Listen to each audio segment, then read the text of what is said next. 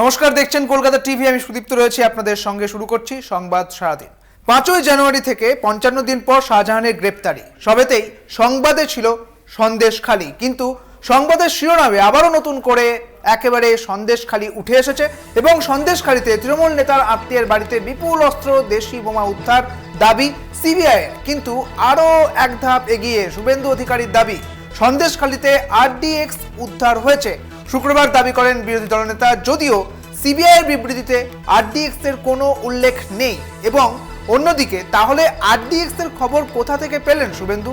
বিরোধী দলনেতার আরডিএক্স তত্ত্ব ঘিরে এখনই প্রশ্ন উঠতে শুরু করেছে এবং রাজনৈতিক মহলে প্রশ্ন, এই আরডিএক্স এর কথা সিবিআই বলেনি এবং তাছাড়াও কেন শুভেন্দু অধিকারী এই কথা বলতে পারছেন, এ নিয়েই প্রশ্ন উঠেছে।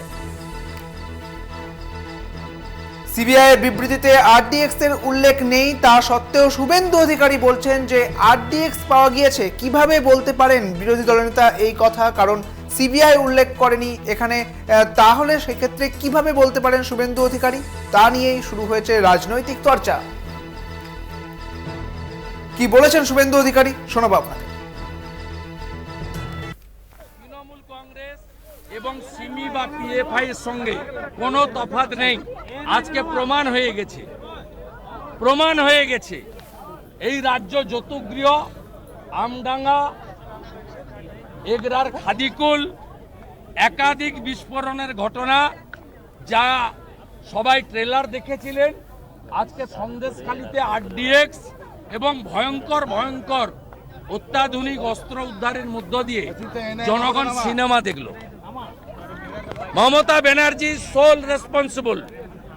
মমতা ব্যানার্জিকে গ্রেপ্তার করে তৃণমূলকে জঙ্গি সংগঠন হিসেবে ঘোষণা করার দাবি রাজ্যের বিরোধী দলনেতা। আপনারা শুনলেন শুভেন্দু অধিকারী, তিনি বলছেন যে সন্দেশখালিতে আরডিএক্স পাওয়া গিয়েছে। একেবারে বিস্ফোরক মন্তব্য করছেন শুভেন্দু অধিকারী, কারণ সিবিআই আধিকারিকরা এই কথা বলেননি এবং এনএসজি কমান্ডোর পক্ষ থেকে বলা হয়েছিল যে একাধিক অস্ত্র পাওয়া গিয়েছে, বোমা পাওয়া গিয়েছে, তবে এই আরডিএক্স এর কথা কিন্তু তারা কেউই বলেননি। অথচ শুভেন্দু অধিকারী বলছেন সন্দেশখালিতে তৃণমূল নেতার আত্মীয়ের বাড়িতে বিপুল অস্ত্র, দেশি বোমা উদ্ধার হয়েছে। গত 10ই এপ্রিল যখন কলকাতা হাইকোর্টের পক্ষ থেকে এই শাহজাহান রিলেটেড যা কিছু খবর এবং তারই তল্লাশির জন্য বলা হয়েছিল, সিবিআইকে সেই দায়িত্ব দেওয়া হয়েছিল, তারপরে একাধিকবার সন্দেশখালিতে পৌঁছে গিয়েছিল সিবিআই এবং গতকালের যে ঘটনা, সেখানে এনএসজি কমান্ডোকে নামানো হয়েছিল, বিপুল অস্ত্র উদ্ধার হয়েছে। বিস্তারিত জানবো, আমাদের সঙ্গে রয়েছেন আমাদের প্রতিনিধি অরূপ চক্রবর্তী। অরূপ, শুভেন্দু অধিকারী বলছেন যে এই যে এখানে অর্থাৎ সন্দেশখালিতে আরডিএক্স পাওয়া গিয়েছে, কিভাবে বলছেন? আমি তৃণমূল কংগ্রেসের মুখপাত্র। হ্যালো, হ্যাঁ শোনা যাচ্ছে, বলুন। হ্যাঁ, আমি তৃণমূল কংগ্রেসের মুখপাত্র অরূপ চক্রবর্তী বলছি। হ্যাঁ, মাফ করবেন, আমাদের সঙ্গে রয়েছেন তৃণমূল কংগ্রেসের মুখপাত্র অরূপ চক্রবর্তী। অরূপ বাবু, আপনাকে কলকাতা টিভিতে স্বাগত জানাচ্ছি। শুভেন্দু অধিকারী বলছেন যেখানে আরডিএক্স পাওয়া গিয়েছে, তবে সিবিআই এর পক্ষ থেকে কিছুই বলা হয়নি এই বিষয়ে। কিভাবে বলছেন শুভেন্দু অধিকারী? শুভেন্দু অধিকারী আরডিএক্স পাওয়া গেছে বলেছেন। আমি জানি না আরডিএক্স এর ফুল ফর্মটা শুভেন্দু অধিকারী জানে কিনা। তার ভাগ্য ভালো শুভেন্দু অধিকারী মানে পশ্চিমবঙ্গবাসী যে বলেনি যে ওখানে হিরোশিমা নাগাসাকিতে যে অ্যাটম বোমা ফেলেছিল আমেরিকা, এই পারমাণবিক বোমা পাওয়া গেছে বলেনি। এটা পশ্চিমবঙ্গবাসী পাবে।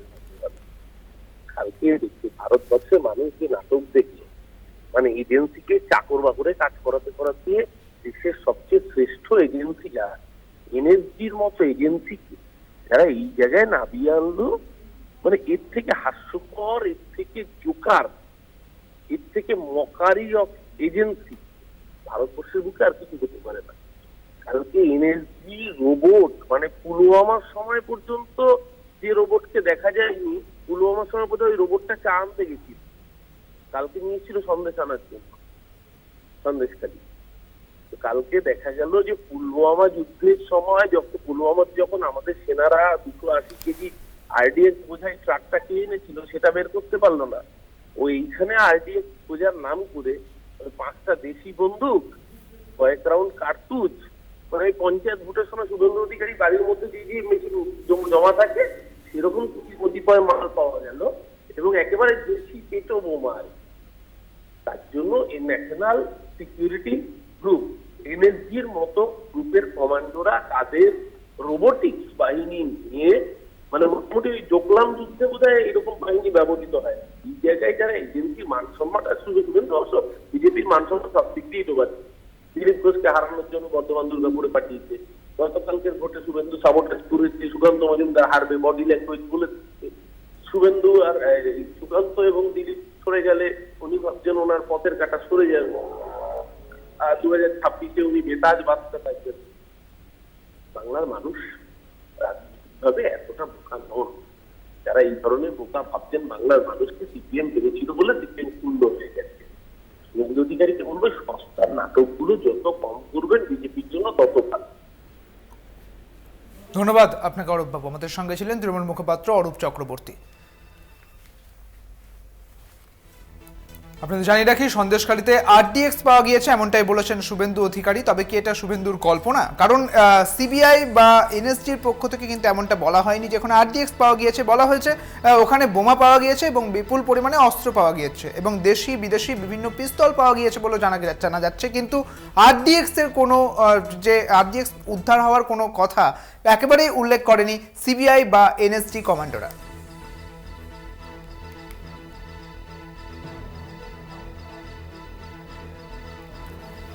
এক্ষেত্রে শুভেন্দু অধিকারীর এই বিস্ফোরক মন্তব্য ঘিরে ইতিমধ্যে রাজনৈতিক তরজা শুরু। কিভাবে বলতে পারলেন তিনি? এটা কি নিছকই শুভেন্দু অধিকারীর কল্পনা? উঠছে প্রশ্ন।